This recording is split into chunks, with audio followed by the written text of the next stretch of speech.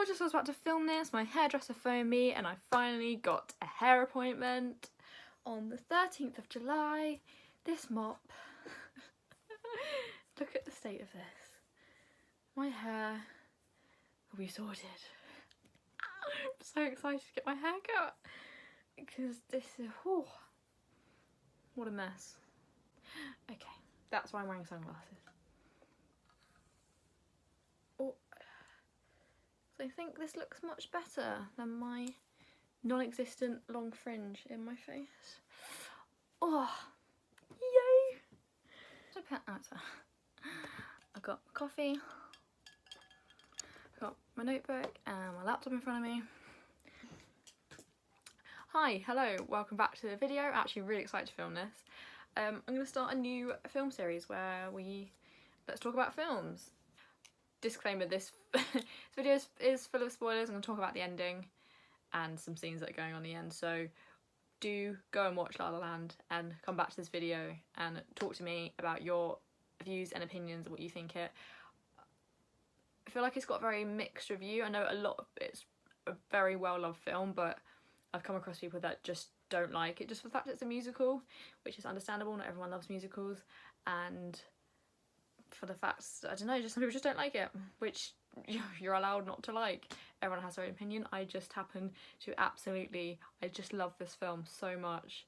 Anyone that knows you really well knows that I'm actually going to film school in September, and I love films. I love talking about films. I feel like I have a few controversial opinions on films.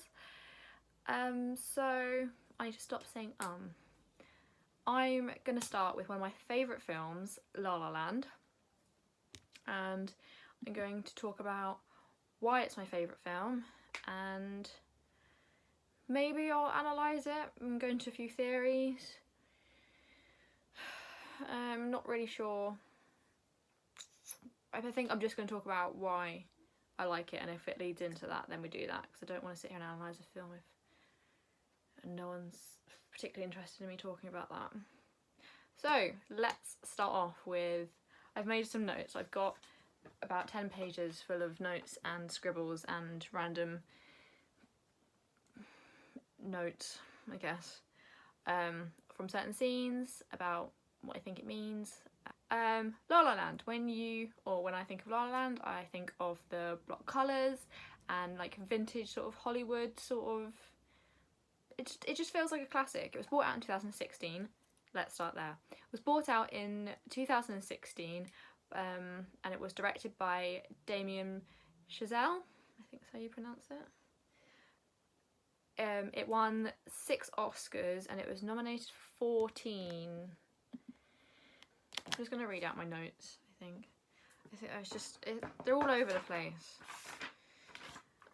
So I think La La Land is a work of art. The cinematography is beautiful. The colour palette that Chazelle has used is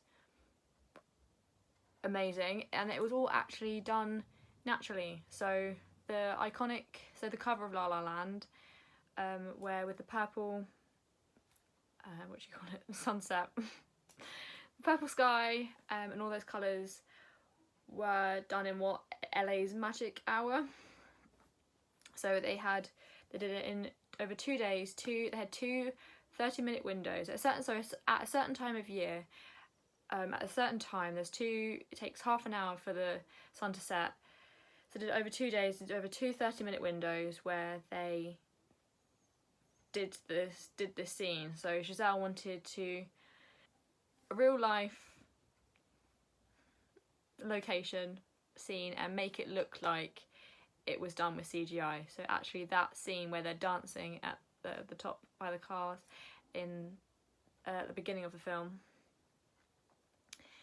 is all real. It can be achieved in post-production, but it's all real. He wanted to make it look magical, which is part of the themes from La La Land, where they have this recurring theme of dreams versus reality. They're fighting, the whole plot moves by them fighting for their dreams, and they have this incredible love for each other, and the story is about their love versus their dreams and the reality that they're trying to achieve, and they're trying to achieve that together.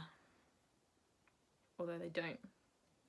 The music from it, Justin, let's go back to Spotify. Justin Hurwitz did wrote a lot of the songs for the soundtrack, especially Mia and Sebastian's theme, which I think is an absolute masterpiece. Please go and listen to the soundtrack on Spotify.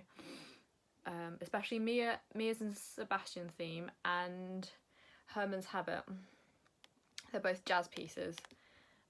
Not one to listen to jazz, but I think these are absolutely incredible. They were so well composed and executed flawlessly in the film. This like vintage sort of Hollywood film where actually Chazelle has taken a lot of references from old Hollywood musicals and like taken those scenes as inspiration, and he created them in La La Land for you to get this old Hollywood feel. I guess that's the whole point of La La Land. It's in the title, it's La La Land. It's this crazy, not made up world, but it's La La Land is filmed in modern day,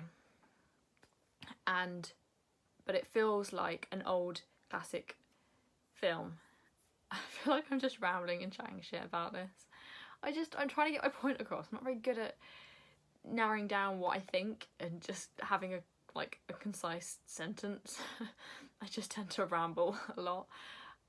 So I've also put, so the film is about Mia and Sebastian's path to success. They both get lost on their way, where Mia, after she spends the majority of the film working on her one-woman play, she gives up where Seb misses it because he sells himself out. He loses his dream, he loses focus, and he gains success and money by saying yes to the job for his old friend, where he goes on tour with his like band, where it's jazz but it's like combined with like electric sort of music, and it's just, that's not Sebastian's passion. He's made it very clear in the opening that his passion is jazz. He wants to open his own jazz bar, but he's worried that no one was gonna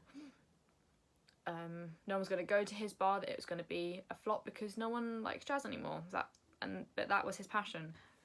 So Mia gives up because her and Seb lose as they're both on their way to their dreams. They both lose sight of it. Mia goes to an audition. After audition, there's a little montage where she's at different auditions. Then she writes a one-woman play. She doesn't get paid for it. She pays to do the play. No one turns up. She hears the people talking about her as if it was a complete failure, and she was a complete failure, and she wasn't ever going to make it. Her and Sebastian have a fight, and to achieve their dreams, they agree they have to go their separate ways. It just doesn't work anymore. Mia gives up for a while Seb sells himself out to build money and success, but in the end, love doesn't conquer all, where they don't end up together. I think the ending is amazing. They don't end up together. You don't get that fairy tale ending which always happens in Hollywood films. It's inevitable. But Chazelle decided from the offset that he didn't want to change that. Mia and Sebastian, the two characters, they weren't meant to end up together, and there was a point to this. So I said it's such a bittersweet feeling, or a bittersweet moment, so at the end of the film, you see that Mia is with a new man and they're going out somewhere, and they decide to not go there. Anyway, they take a different road and they go out for dinner, and they walk into Seb's bar. He opened it, it's packed. She walks in, she realises he's there, they sit down near the front. He is talking about his band and he looks around and he sees her. There's no dialogue between them in the end of this. I'm going to read out my notes, otherwise I'll just lose my train of thought and I'll talk about something else. It's a sweet moment when Mia walks into Seb's bar and he sees her, and then he ends up playing City of Stars, which they'd sung together. As she walks out, they catch each other's eyes and they smile. There's a 5-minute montage of everything that they could have had together. I think that was brilliant idea, rather than having the dialogue of them talking about what they could have had. There's no impact there, there's no emotion. By showing the audience what they could have had in this 5-minute montage, and the fact that the characters don't actually speak to each other, I think is so powerful and it's so moving. It's just such a great film. I just love it. It's full of romance and I think it was edited beautifully. The other thing about the editing and the cinematography is that there's a lot of it's quite uncut, yeah. So there's long scenes, like the dance was an uncut. This video is going to be all over the place, just me saying different things. I'm just really excited about this film. I just think it's a great film. Also, I didn't mean to wear purple on purpose because I was doing this video. I just put this denim dress on that I had. I just fancied doing it. Seconds before, a small montage of what their life could have been. So as an audience, you're shown what could have happened if Sebastian had chosen Mia over his career. So they could have chosen love, and they could have had that life, and also had that success. They could have had that life that they wanted, that they built towards, but they didn't. It's a piece of art, I think. The cinematography and the colour. Even if you don't like the film, you can't say that it's not just a beautiful film just to sit and watch and just appreciate the editing and the work that it took to make that film. It's not just a comedy. I know everything takes work, but it's not just a comedy. It's a piece of art. Oh yeah, so I put the musical numbers takes the audience out of the everyday world and puts you into the dream world. So obviously a lot of the film is about you know the dreams but the realities of these struggling artists. And at the beginning of the film, a lot of the numbers happen in this like dream Hollywood world when there's the pool party and there's the other summer party where they meet each other again. It just takes you out of that reality that there's that dream world. I don't know, I feel like I'm just chatting shit. And then what I was trying to say was the long uncut scenes really draw your attention to what's going on. So yeah, your attention is undivided. You're just drawn on, and you're focused. A lot of cutting, you know, is quick to, or it takes longer to digest what just happened because the scenes are so short. But because like the opening was one swift motion, the dance was one swift motion. That was a 6-minute. It was a 6-minute dance, like uncut scene. And the ending, the montage, that's what I'm trying to say. The montage where they show what life they could have had together. So Chazelle, like I said earlier, used a lot of old filmmaking techniques, filming in real time with the dance scene where he is LA's magic hour. The director had 2 30-minute windows to film from it, which is what I was saying earlier. The fact that he can take something real life and make it look like it was something that was done in CGI oh, it's just amazing. Would you think to do that? Because I couldn't come up with ideas like that. As much as I love film and stuff, I like the editing. You tell me what you want. You give me the piece of work that you've already done, and I'll take that and I'll edit it. Or I was actually watching a video last night on. I watched 2. I watched a thing called the Lighthouse Theory, which I might explain. And this other video it's talks about is just like a video about the use of colour in the film. If I can find the videos, I'll link them down below if anyone is interested in watching them and learning about it. But I think it was the colour video where they talk about that the choreography was made for the camera as well as just like, you know, showing off their dance skills, I guess, like with the musical numbers.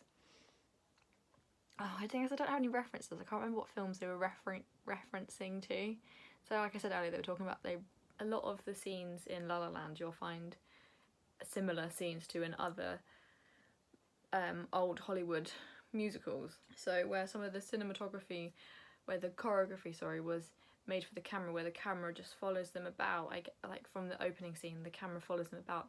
It is one uncut scene, and the dance scene is one uncut scene. The choreography was made for the camera, and then that linked with the music that they have on top. It's so beautiful and elegant, and it just all meshes in together, and the colour palettes they use. So let's take the dance scene where they're on the corner of the road, the one that's on the cover, where the camera follows them about, and then you have this beautiful light soundtrack and the colours in the background where they all actually blend in together. It just seems so seamless and smooth, and it's just beautiful, and it's so pleasing to watch. I guess you're so like invested, and it makes you, I don't know, fall in love with them.